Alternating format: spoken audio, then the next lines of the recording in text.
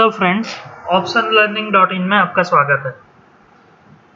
आज हम synthetic futures के बारे में समझेंगे, उसके बाय और सेल के बारे में समझेंगे। सबसे पहले सिंथेटिक डेरिवेटिव्स क्या है। सिंथेटिक डेरिवेटिव्स एक तरह से आर्टिफिशियल डेरिवेटिव्स कहा जाता है। कहने का मतलब यह है कि कॉल, पुट और फ्यूचर तीनों एक दूसरे से आपस में जुड़े हुए हैं।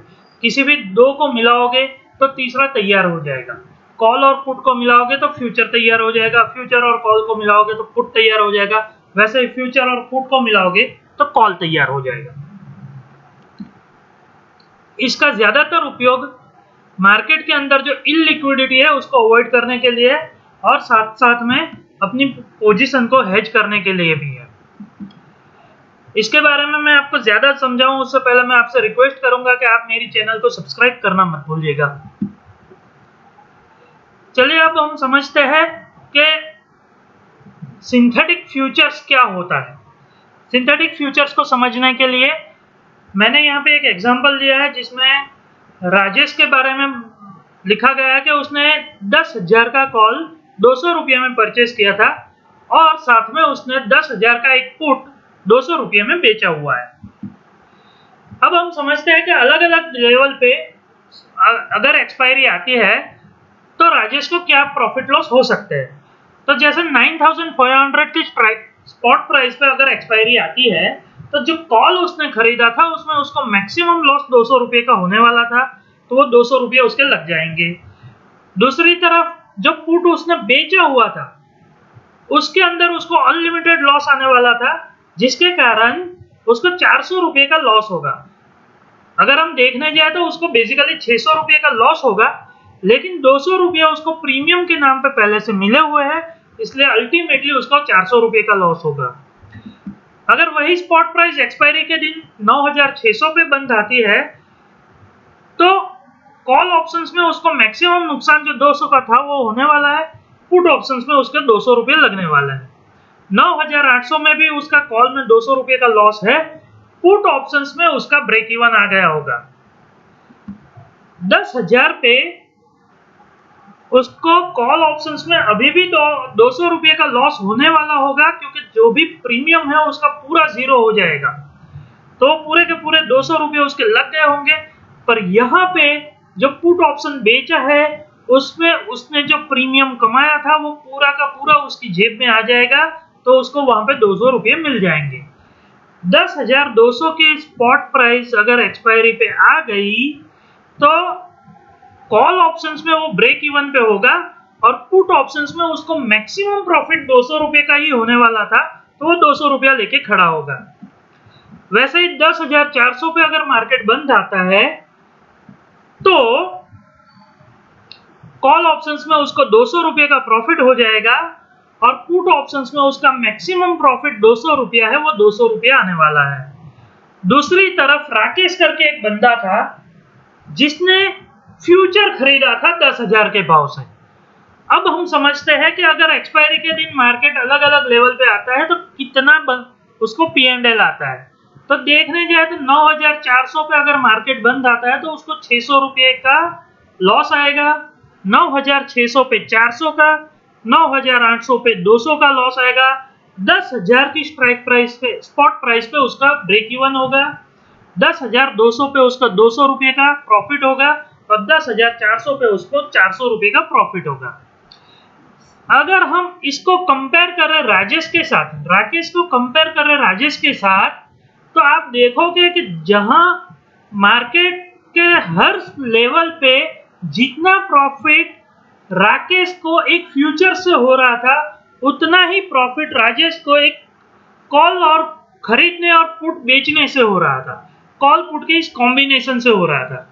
तो इसका मतलब यह है कि राजेश ने 2 ट्रेड किए, कॉल खरीद के पुट बेचा, उसको सेम टू सेम P&L आया, उसका सेम टू सेम पे ऑफ आया जो राकेश को था जिसने खाली फ्यूचर खरीदा था। तो अगर हम समझेंगे सिंथेटिक फ्यूचर्स बाय का फॉर्मूला क्या है, तो सिंथेटिक फ्यूचर्स बाय का फॉर्मूला है call buy plus put sell. अगर हम एक कॉल खरीद के एक पुट बेच देते हैं तो उसको सिंथेटिक फ्यूचर बाय कहते हैं। यहाँ पे अगर हम सिंथेटिक फ्यूचर सेल्स की फॉर्मूला बनाएंगे तो सेम उसका उल्टा हो जाएगा। कॉल को बेच के अगर हम पुट खरीदते हैं तो वो सिंथेटिक फ्यूचर सेल हो जाएगा। इसमें कंडीशन सिर्फ इतनी है कि सेम स्ट्राइक होनी चाहिए, सेम एक्सपायरी होनी चाहिए, और यहाँ पे मैंने लिखा नहीं है लेकिन सेम क्वांटिटी भी होनी चाहिए।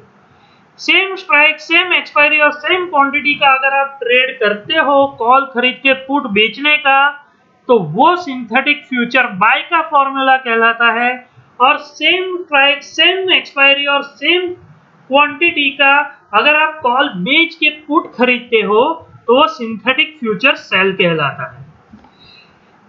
दोस्तों फ्यूचर्स वजह सिंथेटिक फ्यूचर्स को हम समझते हैं तो फ्यूचर्स एक कॉन्ट्रैक्ट है और वो प्योर फ्यूचर्स का एक अलग कॉन्ट्रैक्ट है, जबकि सिंथेटिक फ्यूचर वो कॉल और पुट का कॉम्बिनेशन है, वो ऑप्शंस का कॉम्बिनेशन है। फ्यूचर्स में डेली सेटलमेंट आता है, जबकि ऑप्शंस का सेटलमेंट सीधा एक्सपायरी पे होता है। इसके लिए यहाँ पे उसको जो सिंथेटिक फ्यूचर्स उसने खरीदा या बेचा होगा उसका सेटलमेंट सीधा एक्सपायरी पे होगा। फ्यूचर्स में डेली M2M आता है, डेली बेसिस पे आपका प्रॉफिट लॉस क्रेडिट या डेबिट होता है, जिसके कारण आपकी अकाउंटिंग की एंट्रीज भी बहुत बढ़ जाती है। उसके अगेंस्ट में यहाँ पे सिर्फ मार्जिन सेटलमेंट होता है। मार्जिन सेटलमेंट होता है, उसके कारण एक फायदा ये होता है कि आपके खाते में क्रेडिट या डेबिट प्रॉफिट लॉस का नहीं आएगा, लेकिन जो आपने कोई हेज की पोजीशन खड़ी करी होगी या आपके अंदर कोई माल पड़ा होगा, आपने कोई कोलेट्रल दिया होगा या आपने कोई पैसा रखा होगा, रोकड़ा पैसा रखा होगा आपके अकाउंट में, तो उसी के सामने इसका M2M सेटल हो जाएगा, इसका मार्जिन सेटलमेंट हो जाएगा। जबकि यहाँ पे आपका रोकड़ा कटेगा और रोकड़ा जमा होगा फ्यूचर्स के अंदर। फ्यूचर्स की अगर मैं बात करूं तो स्टॉक्स में तो उसकी 3 महीने की एक्सपायरी है, ऑप्शंस में भी 3 महीने की एक्सपायरी है। लेकिन अगर निफ्टी की बात करूं तो निफ्टी में ओरिजिनल फ्यूचर्स तो 3 महीने के ही है, लेकिन ऑप्शंस जो अवेलेबल है वो 5 साल लंबे अवेलेबल है। आज से अगर आप 5 साल आगे का देखने जाओगे तो ऑप्शंस मिलेगा निफ्टी के लिए खाली। तो निफ्टी में आपको लॉन्ग टर्म एक्सपायरी का फ्यूचर्स मिल सकता है, हालांकि वहां लिक्विडिटी का प्रॉब्लम है। लेकिन अगर मैं दिसंबर टू दिसंबर कंपेयर करूं तो अगर इस करंट दिसंबर में आप देखोगे तो वहां पे ओपन इंटरेस्ट अच्छा खासा खड़ा होगा, तो आप चाहो तो आज से ही सीधा दिसंबर का फ्यूचर्स खरीद सकते हो।